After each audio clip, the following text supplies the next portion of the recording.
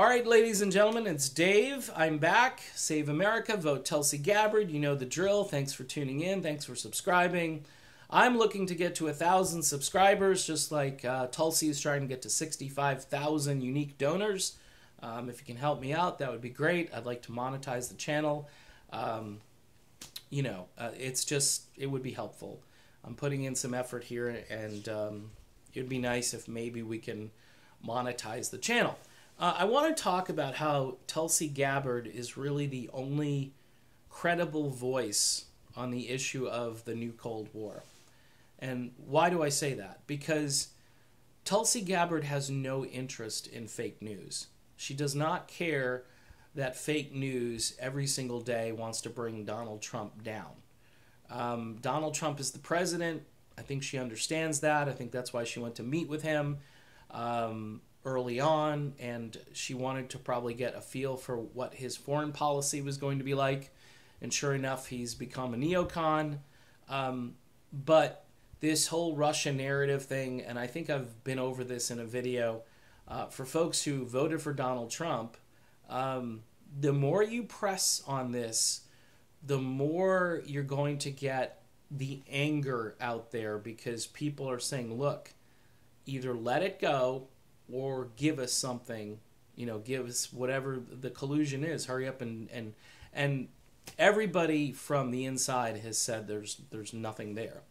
But what it's done is it's created animosity between the United States and Russia, because all Russia hears all the time is, oh, the Russians did this, they planted all these Russian bots all over the place and people believe it, and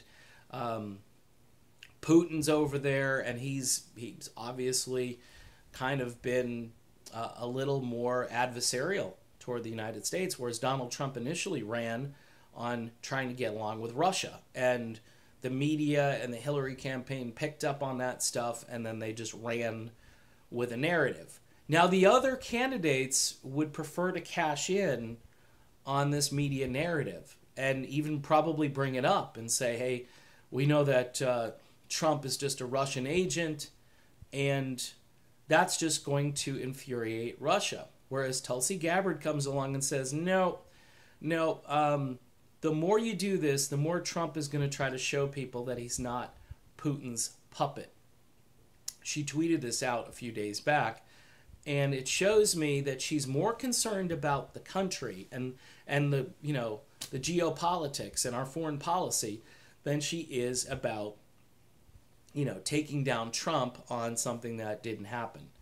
And that shows me she's a leader. That shows me that she sees the bigger picture and she's not taking the bait.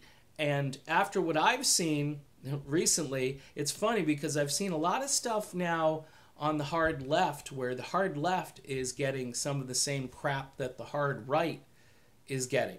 So it's very interesting how free speech is kind of it's shrinking. It's like they want you to stay in this lane over here. And the Russian thing, though, is fine. You want to talk about Russian collusion, they love that. They think that's the greatest meme to talk about. That's just, just bring it out again and tell us why you believe that. And I have no idea why people continue to think that that's a thing, but they do, because the media drives a narrative, and you got to get away from corporate media. No matter what side of the political spectrum you're on, you need independent reporting, independent media. I've taken to a lot of what Jimmy Dore does. I don't agree with some of his his premises, but I agree with a lot of what he has to say on certain issues. I mean, he's spot on.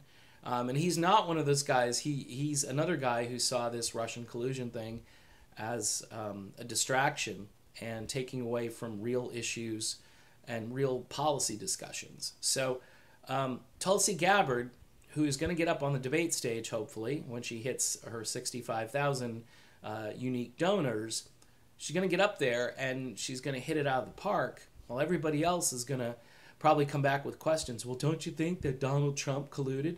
And she's going to say, no, I think it was a media-generated hoax, or something to that effect. And man, that's going to be good to hear.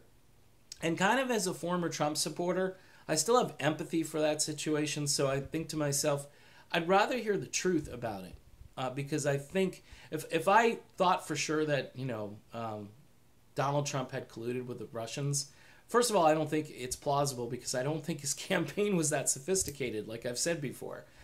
I don't think it was that savvy to go and find, Russians to help rig the election.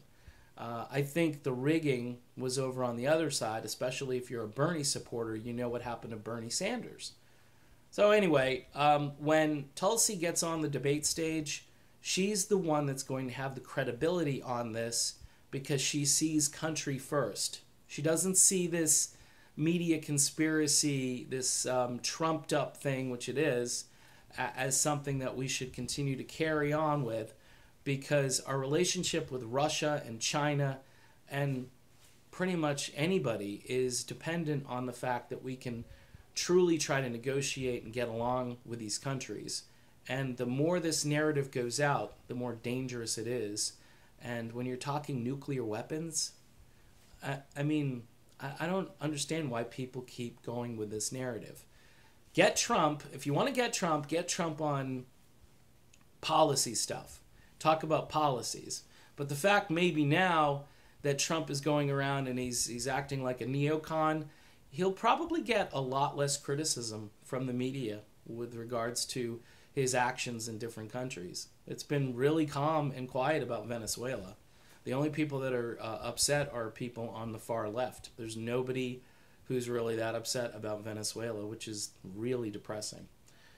Okay, well, Tulsi, you can do this and we can help you. 65,000 unique donations. Get over to her website, tulsi2020.com, because she's the one who can end this Russian hoax narrative madness. All right, talk to you soon.